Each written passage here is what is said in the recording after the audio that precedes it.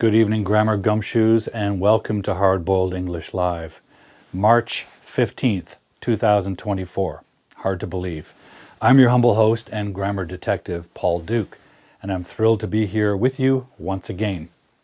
On this show, we investigate, and I hope, solve your English grammar mysteries. And tonight we have a fascinating English mystery to explore. We'll get to that shortly. Welcome again. If you're just joining us now, I'd love for you to say hello in the comment thread and tell us where you're watching from.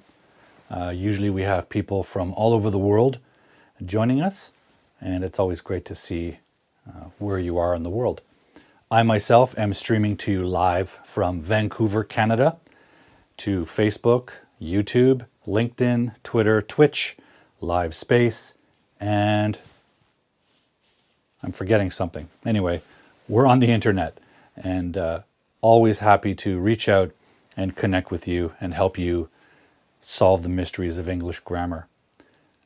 Who's joining us? We already have with us Filet de Chance. And where are you watching from?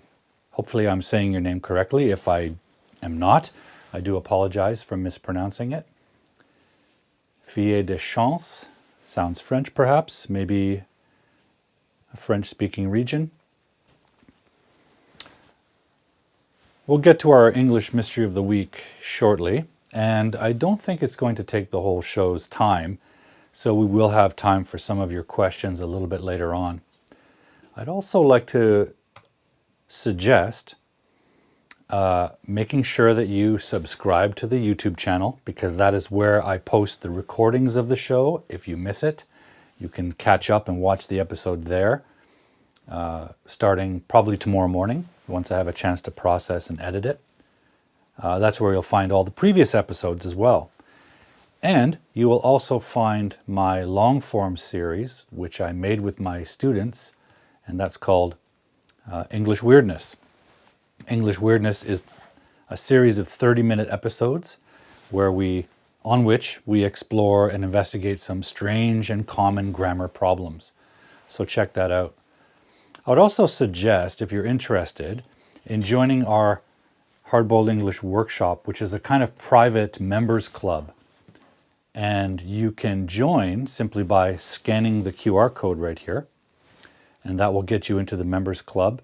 Now there are paid memberships with extra bonuses like private Zoom classes, but there's also a free membership where you can talk to me, talk to other members, post things that you're interested in, all within a safe and private supportive community. So do consider joining the members club.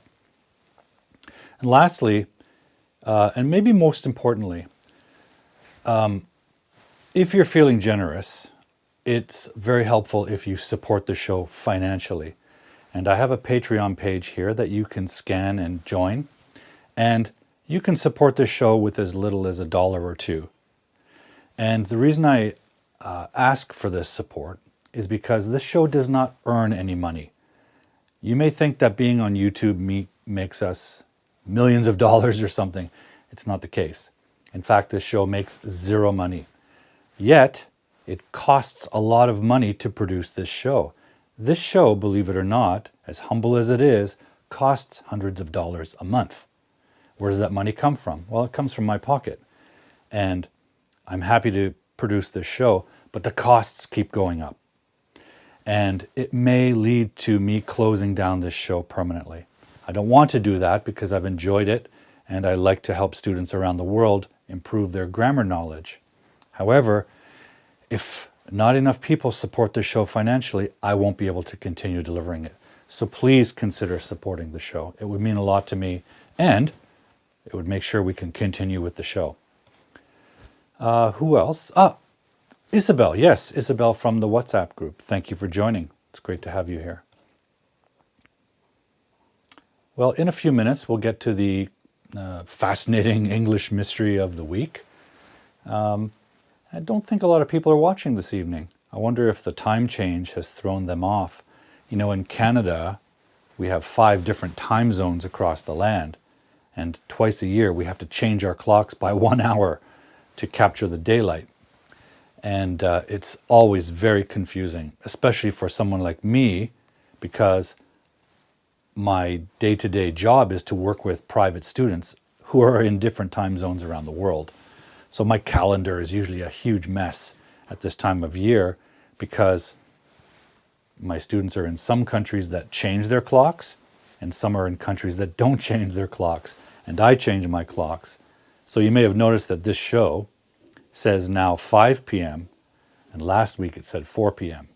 That's because in my country 4 p.m. became 5 p.m. Very mysterious. That is a mystery I can't solve. Grammar mysteries, yes. So again, if you're just joining us, please say hello in the comment thread and tell us where you're watching from. And we'll get to our English mystery in a moment. And if you're able to, please share this live stream on your social media network. Just go down here and click share and send it to your friends on Facebook, LinkedIn, YouTube, of course. Copy and paste it into your WhatsApp group. The more people that watch this show and get involved in it, the more we can continue delivering the show to you. And ultimately, that's what we want. Okay. Well, I suppose what we should do next is jump into our mystery of the week. This week we have an interesting topic to discuss, and I think you're going to find it familiar because this is a very common problem with English grammar. So I'm going to click a little video introduction and then we'll get ready. In the meantime, please say hello, tell us which country you're watching from, and we'll get started with our English mystery of the week.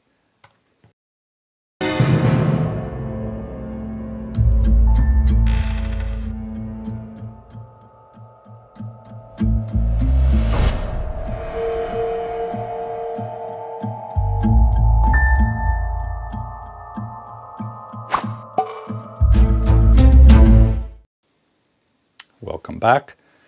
Okay, so today's mystery we're calling the case of the double subject.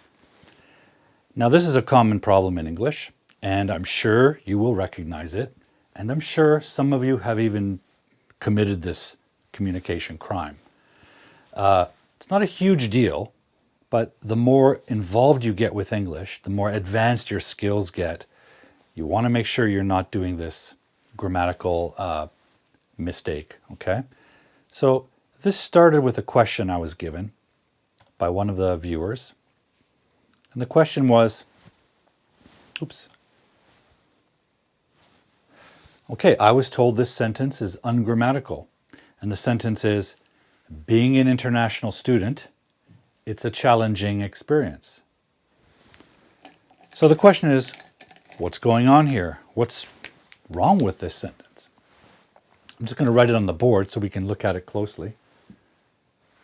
So, being an international student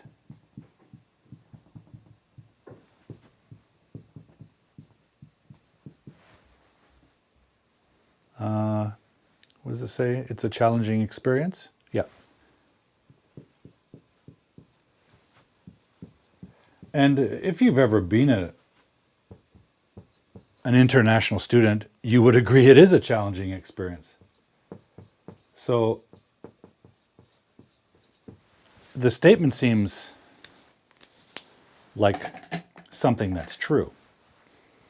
That doesn't mean it's arranged correctly or structured correctly according to the way English grammar works. So that's what we want to look at here.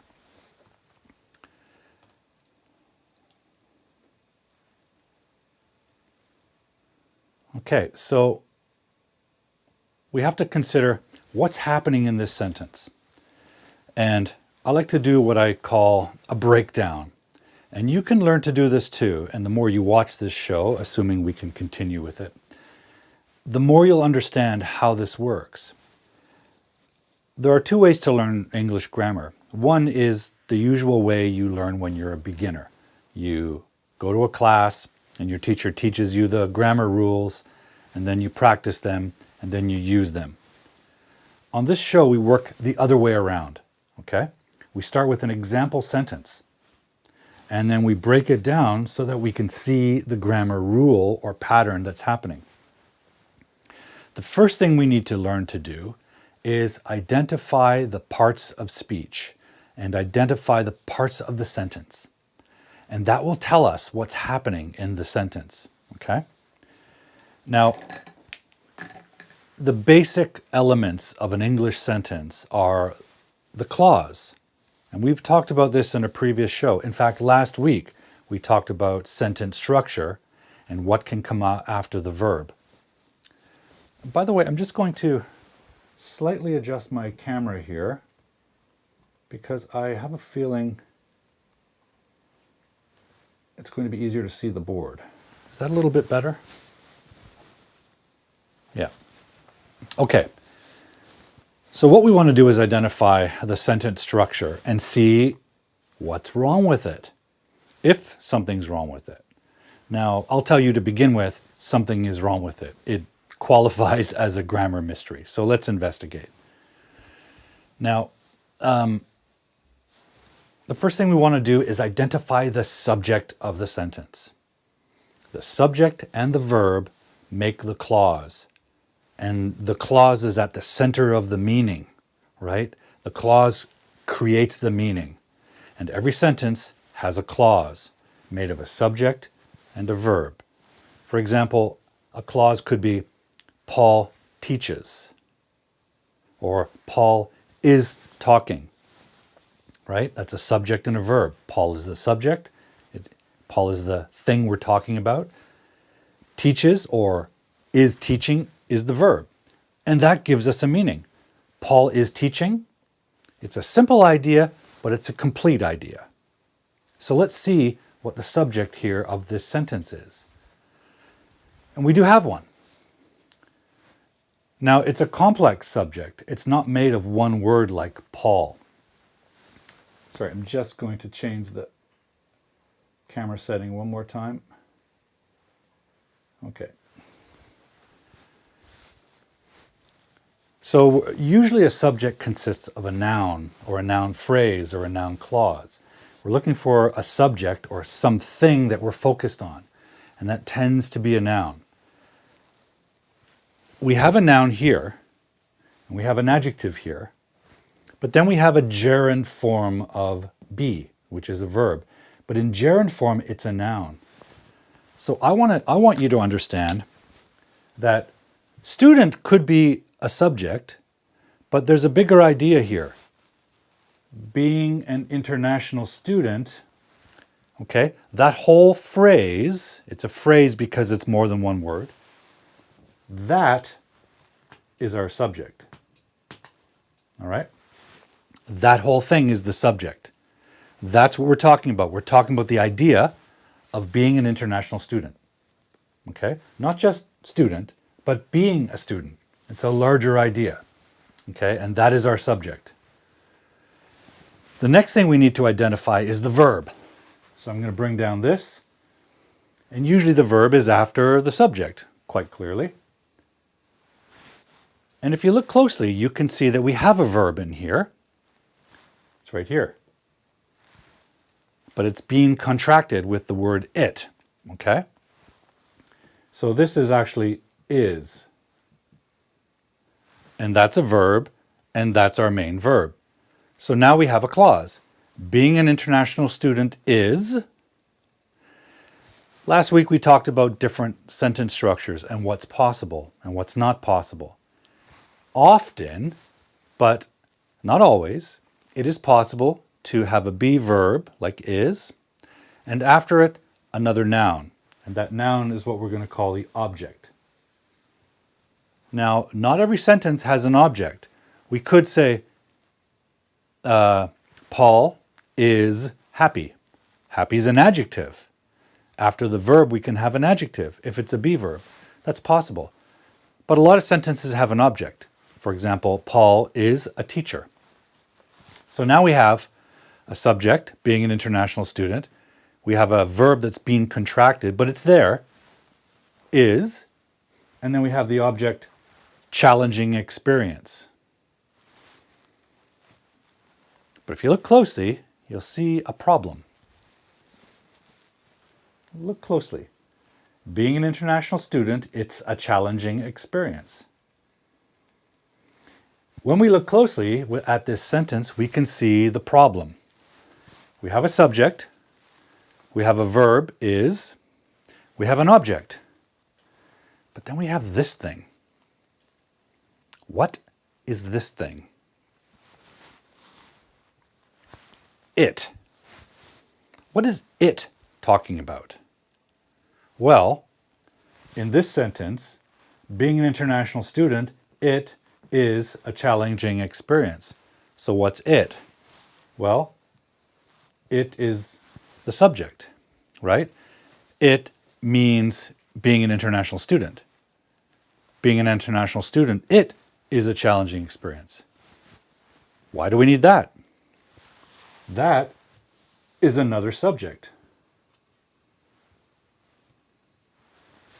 Because it's talking about the same thing. It's pointing to the idea of being an international student. Look closely at that. Being an international student, it is a challenging experience. What is? What's it? That, being an international student. This doesn't need to be here. In fact, it shouldn't be here. Because an English sentence does not need two subjects and a verb. It needs one subject, and we have it. Having two subjects is a problem. Now, you can have two subjects that are joined with a word like and. For example, you could say, Paul and his cat ate pizza. Paul and his cat, that's two subjects, but they did the same action. Paul and his cat ate the pizza. You can do that with the word and. That's not what's happening here. Now, this is a common error, particularly for speakers of Spanish and Portuguese. And I have a feeling, and I don't know because I don't speak those languages, but I have a feeling those languages are allowed to have a double subject. But English is not. I also think the sound, when students are learning, the sound of the word is, sounds to their ear like it's. It's is. It's is. It's is. It's is. It sounds close enough. So I think what happens is when a student is learning, they hear that spoken by an English speaker like myself. Being an international student is a challenging experience. And they hear this, they hear it's. And of course, we use it's in other expressions, in other sentences. It is possible. It's possible, right? It's possible. We're allowed to use that grammar, but not as a second subject. That's not good. That's illegal. We don't want to do that. What we want to do is have that be the verb. Being an international student is a challenging experience. One subject, one verb. That's the clause. Okay? I want to share with you a couple of examples that I've picked up recently from some of my students that I work with. Let's see. So look closely at this one. The movie, it was awesome. The movie, it was awesome. What's the subject? The movie. What's the verb? Was. It's the past tense of the be verb. The movie was, but now we have it again. The movie, it. That's two subjects. Don't need it. We should say, the movie was awesome, or the movie was so awesome. Okay? Don't need two subjects. How about this one? A little longer sentence, but look closely. That's why me and my Canadian students, so there's a double subject, me and my Canadian students, we decided to hold a car wash. That's why me and my Canadian students, so that's a kind of a group subject, we decided to hold. So we have a subject, right? Me and my Canadian students, that's the subject. Then we have a verb, decided. But now we have an extra subject, we. Don't need it. This sentence should say, that's why me and my Canadian students decided to hold a car wash. Okay? Look at this example. Our class, it's difficult sometimes. What's the subject? Our class. What's the verb? Again, it's is. And we have another it. We have our class, it. Two subjects, don't need it. One subject, one verb. That's how you make a sentence and a clause, okay? One subject, one verb. Don't use two subjects. Look at this one. Grammar, it's make my brain hurt. Grammar, it is make my brain hurt. So the subject is grammar. The verb is. And by the way, this is not a problem with is. This is a problem with any verb with an extra subject, but it's commonly used with, double subject is commonly used with the verb is, and it's a mistake. Grammar, it is. Grammar is the subject, is the verb, so we don't need it. This sentence should say, grammar is make my brain hurt. Or should it? Look closely. This is a different error that we see a lot. What is really the verb? We have it is a verb, but right beside it we have the verb make. So in this sentence we have two subjects and we have two verbs. Double problem, okay? One subject, one verb. This sentence should say, grammar makes my brain hurt. And that S goes on the verb make, doesn't go on the subject. Grammar makes my brain hurt. Okay? This sentence, my professor at school, he teaches us strictly but nicely. What's the subject? My professor at school. Okay, my professor at school. All of that is describing the person, my professor at school. And then we have the second subject again. My professor at school, he teaches. You don't need he. Just say, my professor at school teaches. My professor is the subject, my professor at school. At school is just description of the professor. We are thinking about the professor. My professor at school teaches.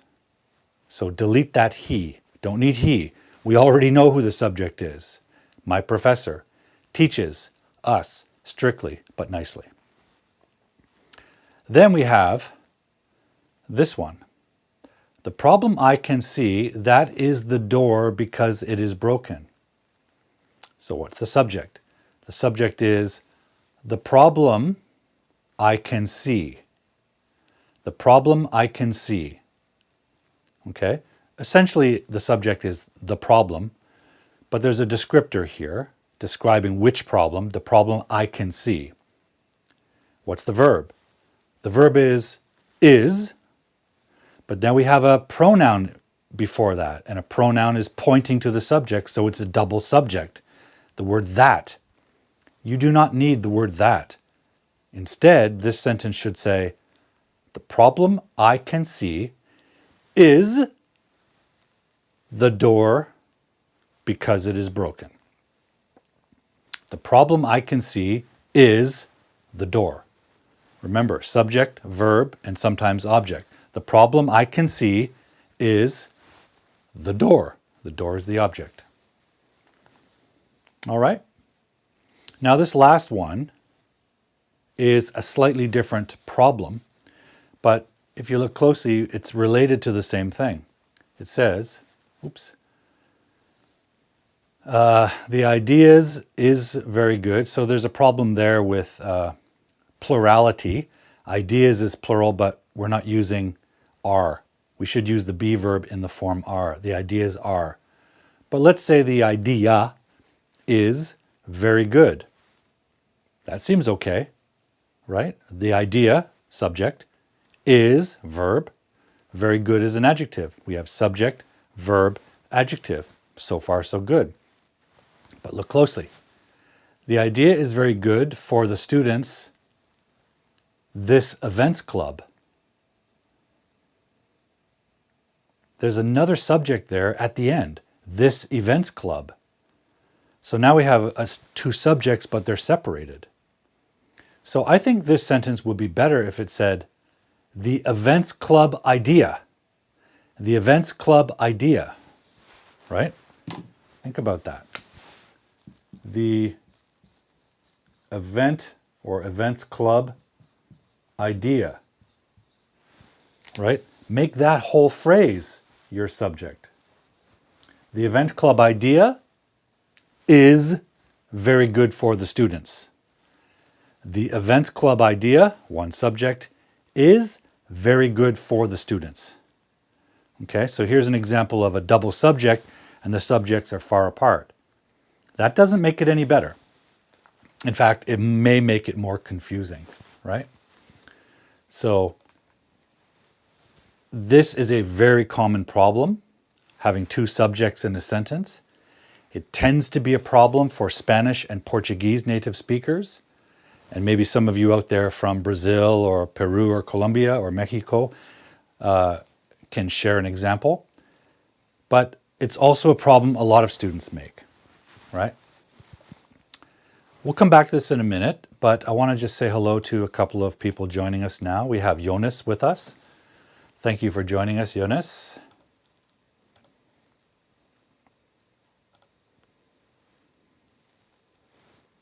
Great.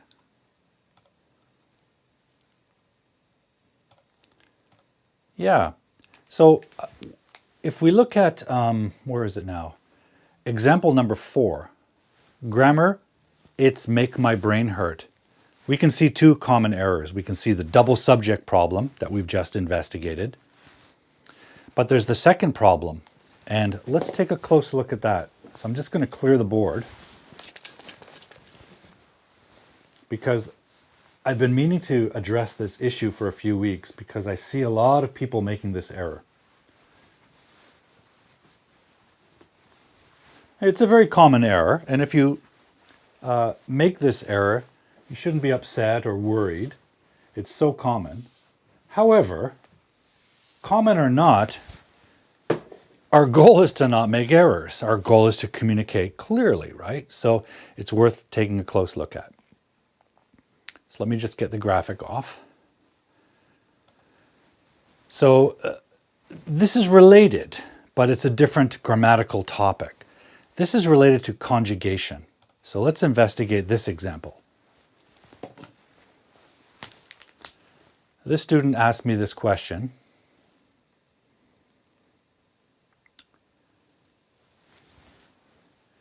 So people told me this grammar is wrong, but my friends say it all the time. Something to remember, guys.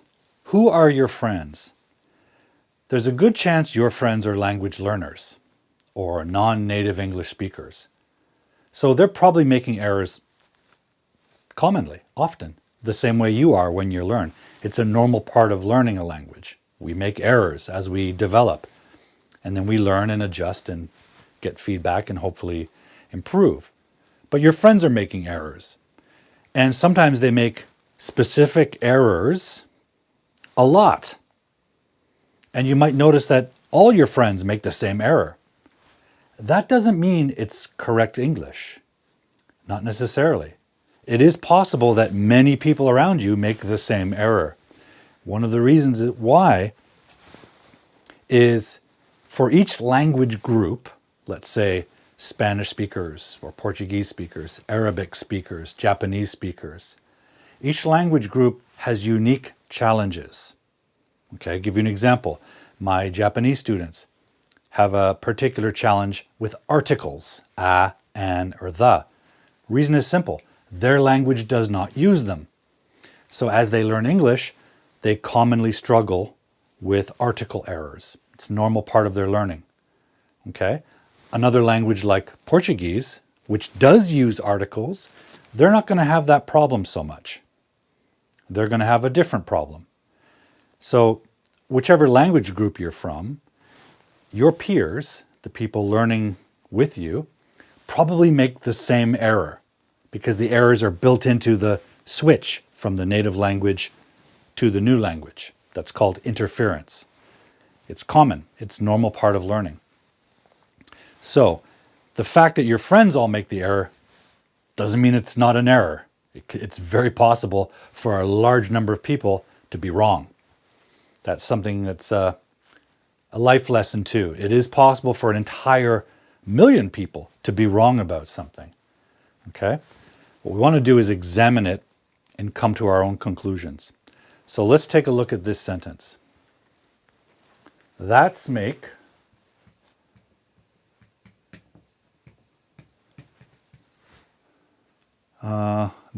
our life difficult.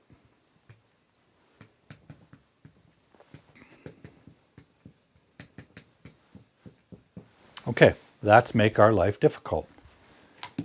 Now, again, let's identify the parts and see what's happening here. We have a subject, that. Okay, the subject is that. We have a verb, make. And then we have an object, our life. And over here we have an adjective. I don't have an, or do I? Yes, I don't have an adjective tag. Now, the problem with this sentence is this little s. That's. That's make. If this is the subject and this is the verb, what is this? Well, there are two times we use an apostrophe s. One is when we want to show possession. For example, this is Paul's pen. Paul owns the pen. It's Paul's pen. Okay? And sometimes we contract the be verb, is. We just went through that. It is, right? Becomes its. That is becomes that's. So this is a contraction of that is. However, that's a verb, and that's a verb. We don't want two verbs anymore. We don't want two verbs any more than we want two subjects. We don't want two subjects, and we don't want two verbs. We want one verb. And in English, the subject and the verb have to conjugate. It's kind of a word that's related to marriage. The verb and the subject have to work together. English works like this. If it's a singular subject, right, we put an S on the verb. That makes. Or, for example, Paul teaches. Or Paul eats. Paul teaches English. Paul eats pizza. And the S is here, after the verb. The S is not after the subject. We don't say Paul's because that would sound plural, like there are more than one Paul. Well, on this screen right now, there's only one Paul. The S goes here on the verb, even when we have a pronoun as our subject. We could say, that is difficult. Or, it eats pizza. And the it could be referring to a monster, a cat, an animal. It. But the S goes here. Right? The S does not belong to the subject. That's only for possessive. Or if we have the be verb here, we could contract. That's difficult. But we won't have a second verb here. So this is a common mistake. That's make. People often say this. That's make. Or they'll say, it's mean. English is hard. That's another expression I hear a lot of. It's mean. It's mean. Well, what's the S? If it's the be verb is, we don't need it. We have this as the verb. It should say, it means. The S goes after the verb. It means. It eats. It tells us something. It expresses something. It indicates something. That means something, right? It rains in my city. The S belongs to the verb, not the subject. Okay? That's a very common error. We hear this all the time when we hear English. So even if your friends all say that, doesn't mean it's correct. You can correct your grammar by moving the S to the verb, which is where it belongs. When we have a singular subject, Paul teaches. You shouldn't say Paul's teach. We shouldn't say Paul's eat or it's eat pizza. No, it eats pizza. Now, when you're learning a language, sometimes the English correct grammar doesn't flow out of your mouth. It doesn't sound natural to you. So a lot of times this might sound more natural in your language because of the way you spent your life training your vocal cords, your lips, and your tongue. You have to get past that and develop the correct feeling of English. Otherwise, you're going to make the grammar error, and people may not understand what you're saying. So even if it feels unnatural, of course it does. It's a new language, and a new language uses your face muscles differently, uses your tongue and your lips differently, uses your vocal cords differently. Okay? And you have to allow that to happen. So even if that and that's make, or it's mean, even if that feels natural to you, try not to do it. It feels natural, but it's wrong. After you practice the correct English, it means, or that makes, right? Let me just change that. We want to say that makes, or it means, right? This is wrong. It means, that makes. Once you practice that long enough, it will begin to feel natural to you. Okay? And then it will become your habit, your new habit. So a lot of times these errors are the result of the feeling of comfort that saying it wrongly gives you. Okay? Because it's using the same muscle and movements maybe you do in your language. But that's not the goal. The goal is to learn the movements that English requires. And at first it can feel awkward, right?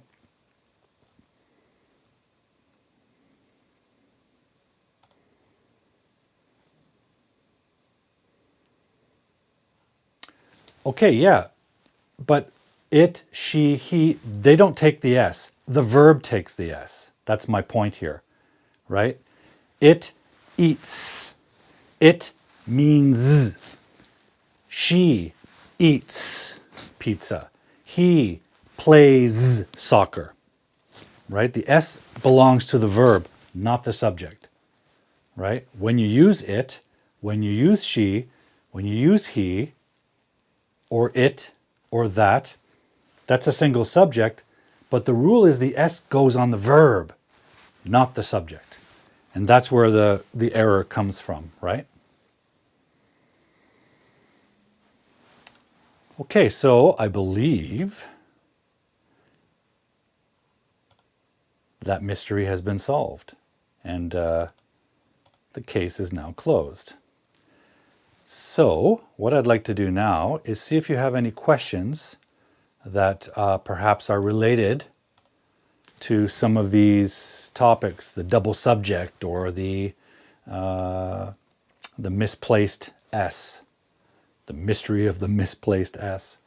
So we've got a bit of time before I have to shut down, and I'll just clear the board. And if you have any questions, please type them in the comment thread and we'll address them. We'll solve your mysteries.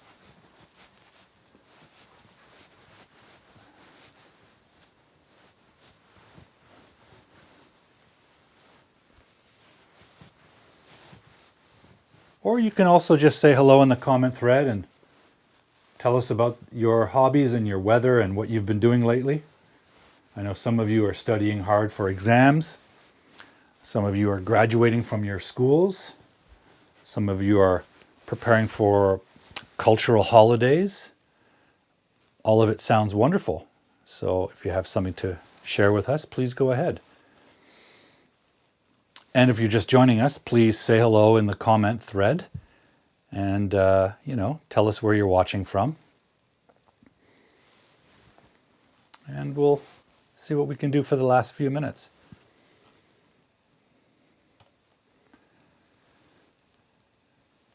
Dedicated viewer, Mr. Jonas Talib in Morocco. I always get this confused. I think you're in Morocco, Jonas.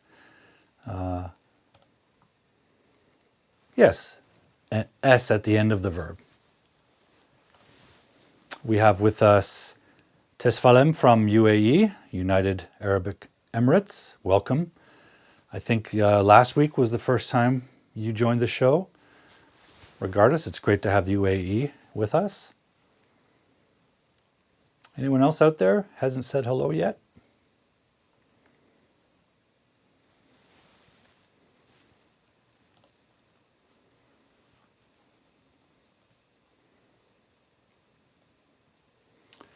Yeah.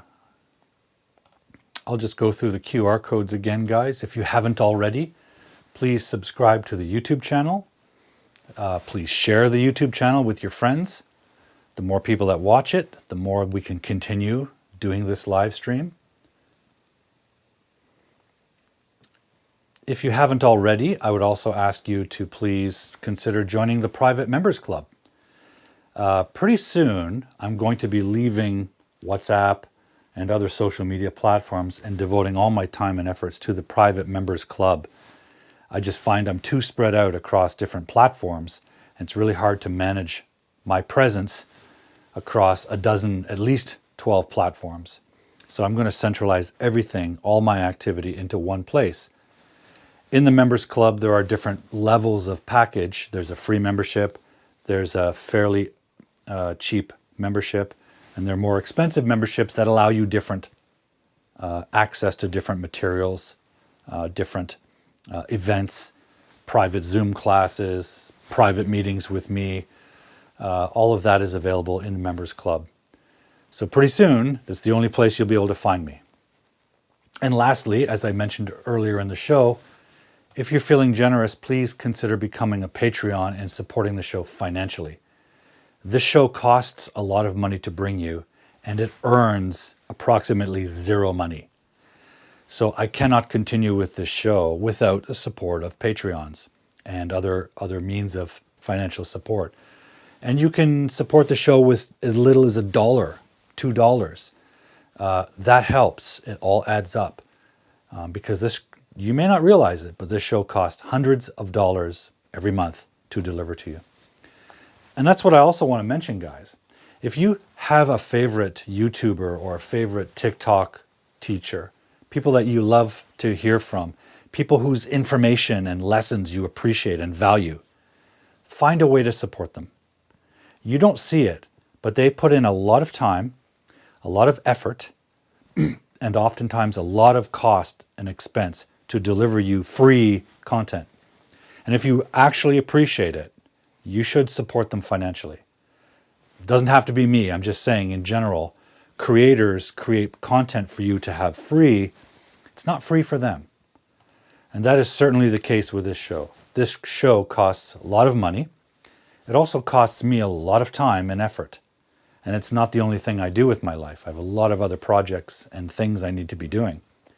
So there's a very good chance I may not continue this show without the support that's required to deliver the show. So if you value creators, including myself, you should find a way to support them. It may be free content for you, It's not free content for the creators. And the truth is, most creators don't make money. You might think YouTubers make millions of dollars. Some do. I certainly don't. Okay, I want to say hello to Francesco from Italy. Francesco, how are you? Welcome to the show. Great to have Italy represented here. Okay, Henda's with us. Great to have you with us. Seems like a lot of people are joining now as I'm about to close the show. Jonas, I know you wanted to learn more about sentence structure.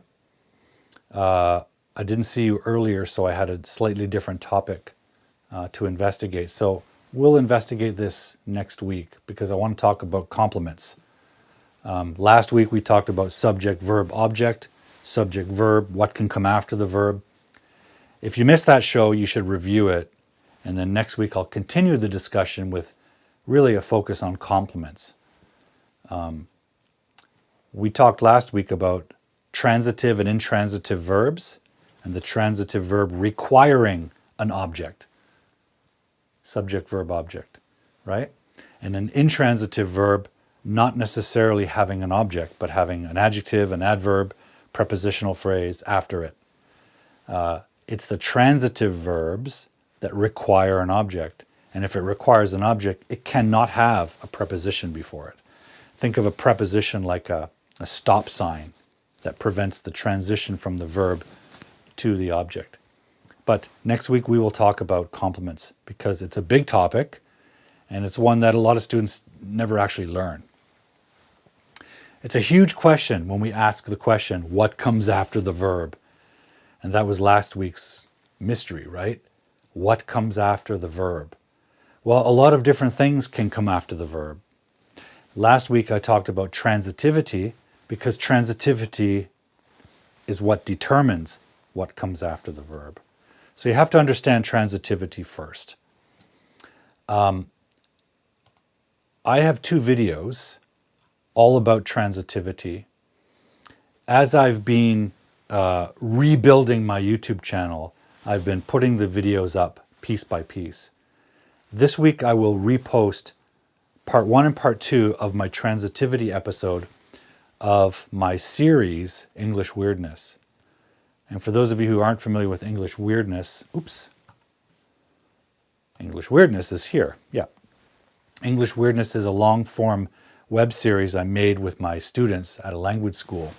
Very proud of their efforts, and my work with them was a great joy. For our final episode, we tried to investigate transitivity, verb transitivity. But it's such a big topic, we had to make 2 episodes, part 1 and part 2, with a long story in the middle. I think it's a really entertaining episode too, with the little story involved. So I will post that on the channel and make sure to post the link in the WhatsApp group again. Because in order to understand sentence structure, you really need a grasp of verb transitivity. At least what it is, why it's important, and how it works. Because when we're talking about the question, what comes after the verb, we have to know which type of verb it is. Is it transitive or intransitive? That determines what comes after it.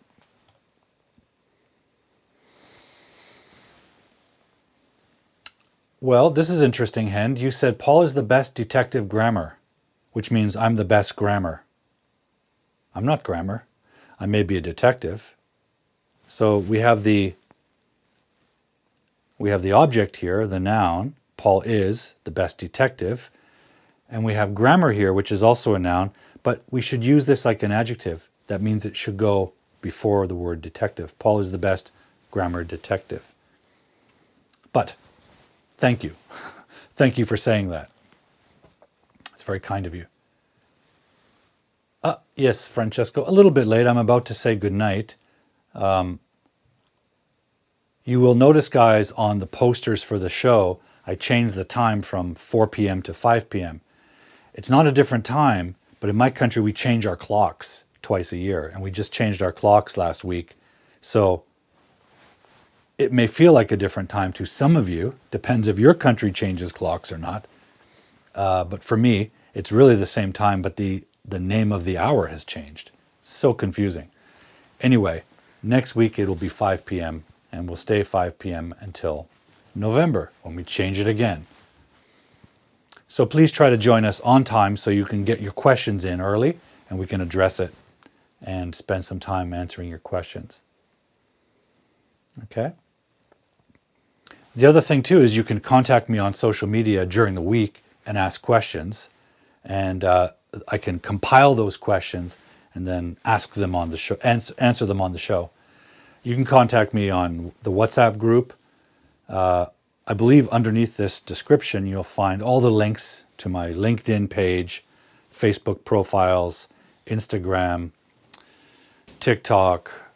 As I said before, I'm everywhere. And as I said before, I'm also consolidating everything into the members club. So probably by the end of the month, you will not find me on LinkedIn or Facebook or Instagram or Twitter or Twitch or TikTok. You will find me here only.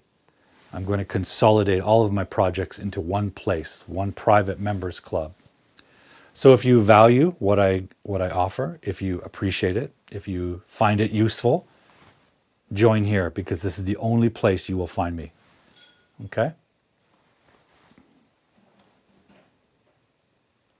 This is a good question I can answer in a few moments. What's the difference between other and another? Well, let's talk about another first. If you look closely, it's actually made of two parts. An and other. What does an mean? If I say, what do I have here?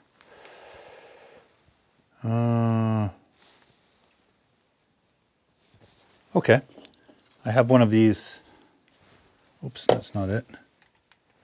Okay, here. We have an Oscar movie award. This is an Oscar, right? We use the article an, which means one singular Oscar, an Oscar, and it starts with a vowel, O, Oscar, vowel, so we use an. An other just means one other. So we use this, another, to refer to an or a specific other thing. For example, this pen dries up. I say, I need another pen. One more pen. One other pen. Okay? Which one? Doesn't matter. I just want one. I have a whole bunch to choose from. They will all work. So I don't care which specific pen. I just want another pen. One other pen. Okay? Non-specific. One other. Non-specific. Let's look at the word other. Other has no article as a part of it. When we use it especially to indicate specific somethings. For example, I need that other pen. Remember here, I don't care which pen, just give me another pen. Doesn't matter which. Here, I want a specific pen. I want that other pen. Assuming the person with me knows which one I'm talking about. I want that pen, right? That other pen. I might say something like this. You should watch the other video about, articles. So I'm referring to a specific other video, right? I'm referring to, you should watch the other video. Which one? The video about articles. The other video about articles is referring to the specific other. Okay? So to summarize, Hend, Another just means any other or one other. Doesn't matter which one, non-specific. But use other to make something more specific. It could be that other pen. It could be the other video. It could be your other friend, right? Hey, meet me next week. Bring John and your other friend. I don't know his name, but I've seen him. Your other friend, maybe with the green hair. Bring your other friend with the green hair, right? I'm referring to a specific other, right? We might say, bring 4 other friends. Now I'm making it a specific number, 4 other friends. We use other because another only means one.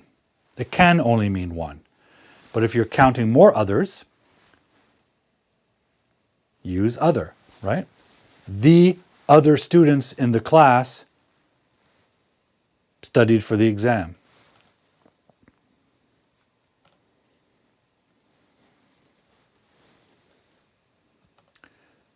Okay, so here we have, I'm going to another city, right? One other city. One other city. Which city? We don't know. Maybe it doesn't matter. Maybe you just want to travel out of your city to another city, any other city. Could be London, it could be Dubai, it could be Tokyo, it could be my city, Vancouver. You just want to travel to another city. It's not clear which city. Doesn't matter. Maybe you don't care, right? So another city, this sentence is fine. This is perfectly correct. Doesn't tell us much. Doesn't tell us where you're going.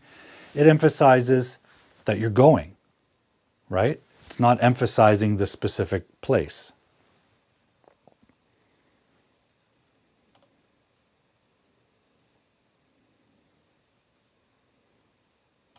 Thank you, Hend. Well, Grammar Gumshoes, the Oscar goes to you. Thank you for joining me this evening, but I should sign off for the night. Thank you for joining me here on Hardboiled English Live. Oh, last question. May she get or gets well soon? It should be get well soon, right? May she get well soon. Or if you're talking to the person, you can just say, get well soon, because it's an imperative, it's an order. You're telling them, like a sergeant, get well soon. The subject is implied, you get well soon, right? Thank you, Jonas. I will try. Well, folks, thank you for joining me for another episode of Hardboiled English Live. As always, it was a pleasure to be with you, and I hope you'll join me next week.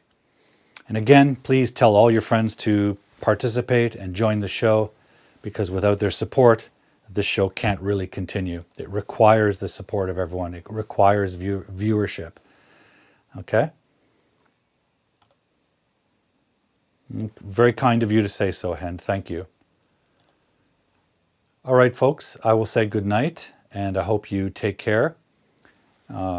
Keep studying your English. Grammar is important. Grammar matters, so keep at it. It's an important aspect of a language. Other things are important too, but don't ignore grammar. Okay? Stay healthy, and until the next time I see you, as always, please stay cool. Watching tonight's show. If you have an English grammar question, an English mystery, contact me on social media and send me a video of you asking the question.